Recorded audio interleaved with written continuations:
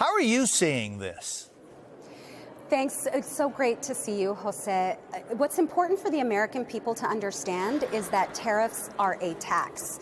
They're a tax on their goods and what they go to the grocery store to buy. And so as these tariffs ramp up and as there's this erratic, chaotic approach to them, we're not going to see any easing of economic pain, which is what Donald Trump promised American voters, that he would lower costs on day one. But instead, we're going to see the opposite. We're going to see prices go up. And in districts like mine, you mentioned the amount of trade that goes through El Paso. A quarter of our jobs in El Paso are dependent on that cross-border trade and that relationship with Mexico. We are dealing with incredible uncertainty, higher prices. It makes businesses reluctant to make investments. They're unable to plan ahead. And it really does threaten not just our local economy, it will threaten the state of Texas economy and the national economy ultimately. Congresswoman, and by the way, just some of the cross-border trade that one sees in El Paso is like some of the best stuff. I got to tell you, just the that trade and that familiarity, you know, that exists across the border area. But one of the issues that I know that you've been very focused on over the last couple of years has been the impact of migration to your area and certainly others in the country. That has changed.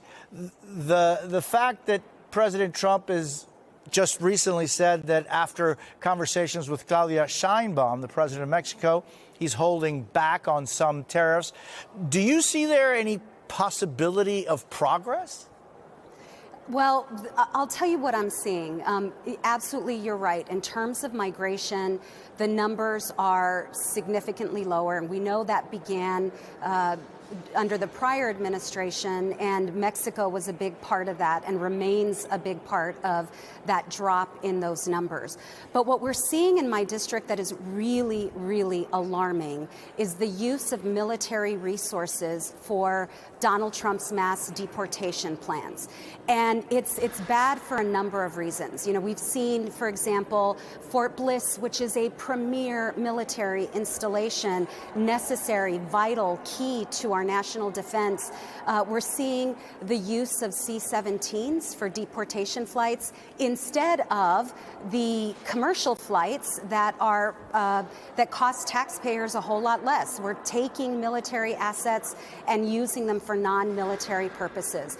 And we are urging the administration not to use Fort Bliss and other military installations for deportation camps, which impacts our military readiness, creates a real lack of transparency. Just, it is bad all the way around. And so we, while yes, border apprehensions are down, the mass deportation efforts, particularly in my district with the use of military assets, is very alarming.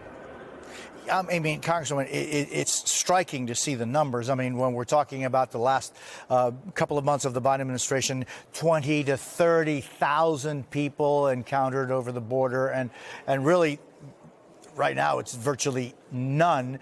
However, maybe the use of military assets has been part of the reason why those numbers have dropped so drastically. But then the question is, the deportation and how the deportation is being carried out that can create in many communities, and I'm thinking of the millions of mixed immigration status families that work and live in our country.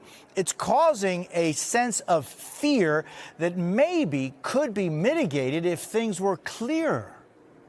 Well, and frankly, I understand the fear. I don't know if you saw this story, but in one of my colleagues' districts, here in Virginia, a U.S. citizen was stopped at gunpoint by ICE, U.S. citizen, but a Latino, and he was questioned and his citizenship was questioned, and he tried his best to show his ID so that they would understand he was a U.S. citizen. And in the interviews that he gave to local Virginia press, he identified himself as a Trump supporter and a Trump voter and was shocked that he, a U.S. citizen, had been racially profiled as part of this mass deportation effort.